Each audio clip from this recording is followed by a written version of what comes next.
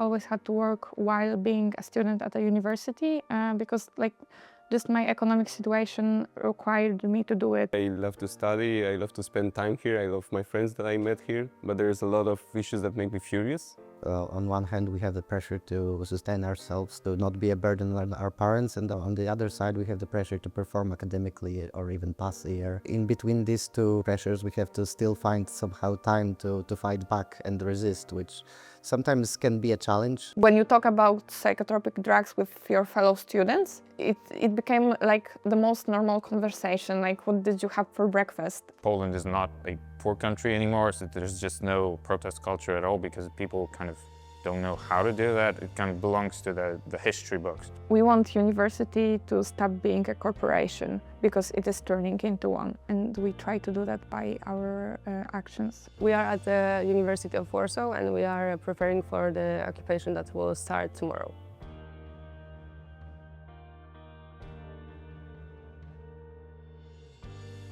La Polonia non è il paese europeo in cui il costo della vita è tra i più alti, ma anche in Polonia, nelle grandi città universitarie, gli studenti e le studentesse devono confrontarsi con gli alti costi degli affitti e non solo. Di conseguenza molti di loro devono lavorare part-time per sostenersi e tutto ciò ovviamente ha un impatto non solo sui risultati universitari, ma anche sulla salute mentale. Anche se aumentano le richieste di supporto da parte degli studenti, il sistema di assistenza psicologica resta carente. Tanto che il governo è stato criticato non solo per la mancanza di una strategia nazionale efficace, ma anche per i tagli ai fondi ai servizi di supporto psicologico in ambito educativo. Adesso però gli studenti vogliono far sentire la propria voce. Melissa Ietti di VD ha raggiunto Varsavia, dove ha incontrato un gruppo di universitari che ha deciso di occupare simbolicamente una parte dell'università proprio per creare dei momenti di dialogo e divertimento e mettere al centro temi legati alla vita universitaria, a partire dal benessere mentale. Ve lo raccontiamo in questo episodio di Hey Mate, Students in Action Around Europe, la serie che VD ha realizzato insieme alla rete di media europei Sfera Network. È un viaggio in 5 paesi che racconta i volti e le lotte della generazione che sta plasmando l'Europa del futuro. Andare all'università spesso vuol dire dover lavorare per pagare l'affitto, il cibo, spese mediche e magari un po' di svago. Questo accade in Italia come anche in Polonia e per questa ragione siamo a Varsavia per conoscere gli studenti e le studentesse che lottano per garantire il diritto allo studio per tutti e tutte. Hi. Ciao, Melissa. Nice to meet How you. are you? I'm good. How are you? I'm fine, thanks. Okay. Little bit cold. Oh. Okay.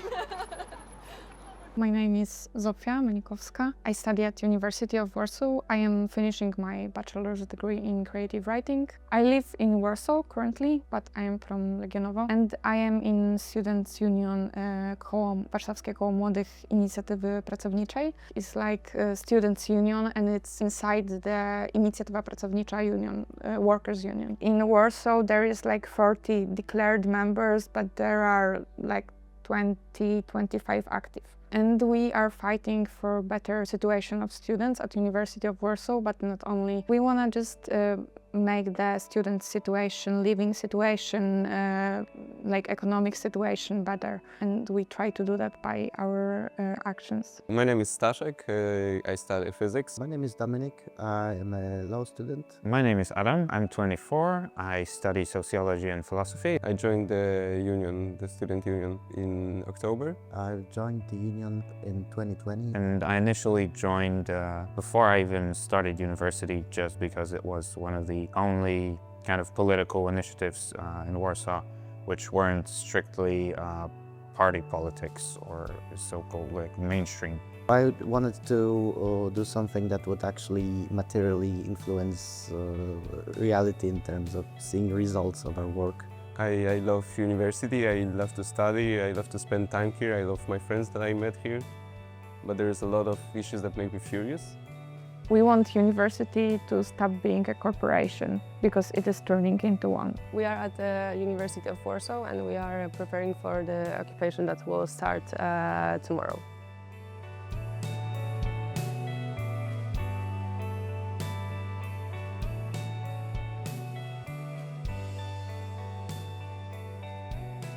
Like I always had to work while being a student at a university because like Just my economic situation required me to do it. I pay 1,200 for apartment. I think for a living it's like 1,000, 1,500.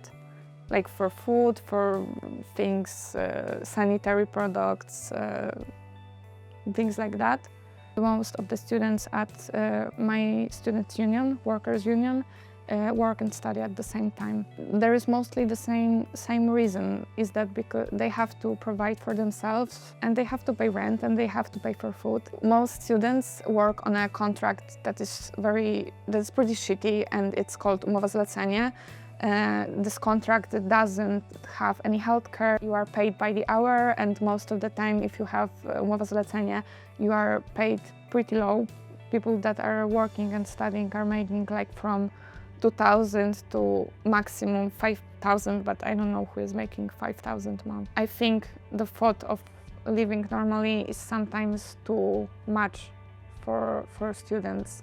When you talk about psychotropic drugs with your fellow students, it became like the most normal conversation, like what did you have for breakfast? Pretty sad that we can't function normally without psychotropic drugs, because like it's easier than go, for example, to therapy, which costs like 300 zloty per one session, and you need like, I don't know, 2 sessions a week, or someone needs 2 sessions per month, but it's still a lot of money.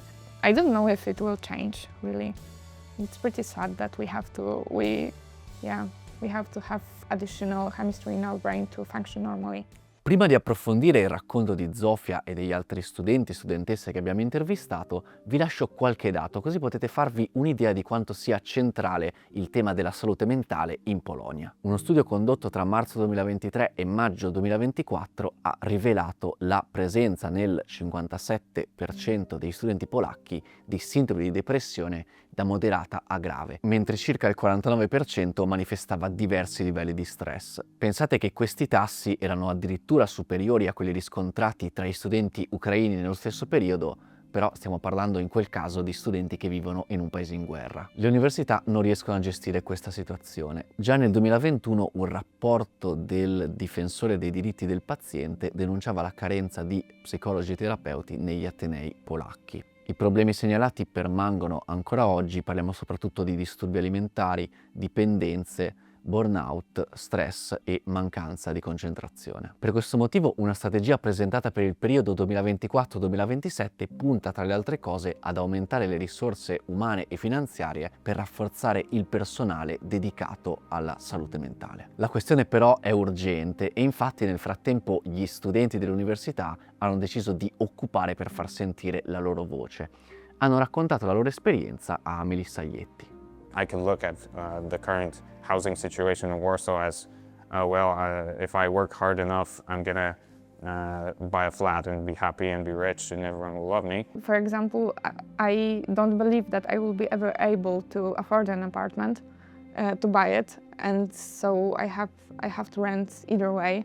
When I talk with my mother, she tells me that it was easier for her, and it wasn't like my grandparents weren't billionaires, they were just normal people, they were workers. We managed to save one of the student dormitories in Poznań. It was supposed to be changed into some private hotel or something like that, but now it will be brought back to students. We have examples of actually some victories, so it's not always struggling and always failing, and when we succeed, well, you can see that it has a very positive effect on people, because they see that it actually changes the reality and our conditions. Poland is not a poor country anymore. It's not theoretically not so bad. Apart from the couple of bigger movements against the tightening of abortion laws, there's just no protest culture at all, because people kind of don't know how to do that. It kind of belongs to the history books. We want to make the form of occupation more common.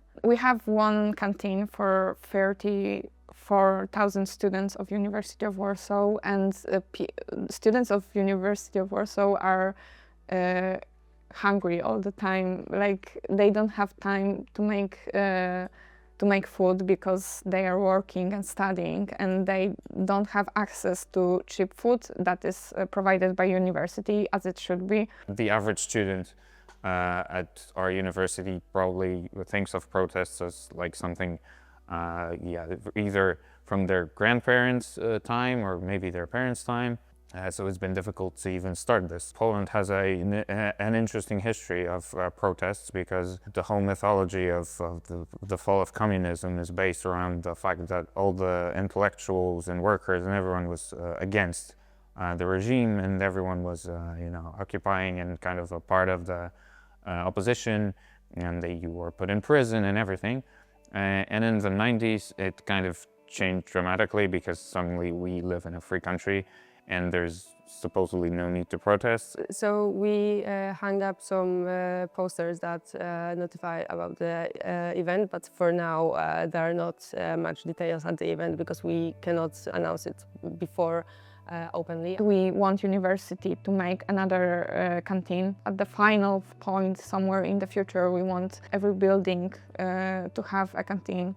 We also want justice for students of Jagiellonian University who are suspended in their students' rights. We also want no consequences for us as students doing a strike, doing occupation, because we just want university to do its job, to hear us, to do its job, because it is not doing it. The university is saying that they don't have money for a canteen, they don't have money for for building new student houses, but at the same time they have money for things that aren't that crucial for well-being of students. We want to take the places that should belong to us, and we want to prosper there. We want to study there. We want to be able to do things as a students' union, and we don't want to be seen by university as some perpetrators that want to destroy university, because we are all in for university, but in its form where it cares for students and it helps students just experience knowledge and be a part of the students' community. On one hand, we have the pressure to sustain ourselves, to not be a burden on our parents, and on the other side, we have the pressure to perform academically or even pass a year. And in between these two pressures, we have to still find somehow time to fight back and resist, which sometimes can be a challenge. I am somehow managing, but it's I think it's better than it used to be. But I would say it is all in all a risky action, because it is occupation. It is like a straightforward action. But I have more hopes than worries, I guess. I only worry about logistics. When people are happy to study, for example, and to do things that are given to them, I want to make sure that it's not lost, because it is getting lost. A lot of things are getting worse and worse, so at least maybe they can stay the same and maybe they can better. In the end of the day, everybody's gonna ask, but okay, what did you do for us? So we have to have something to show for ourselves, something to win back for the community, and that's what we hope to achieve now with the strike for the canteen.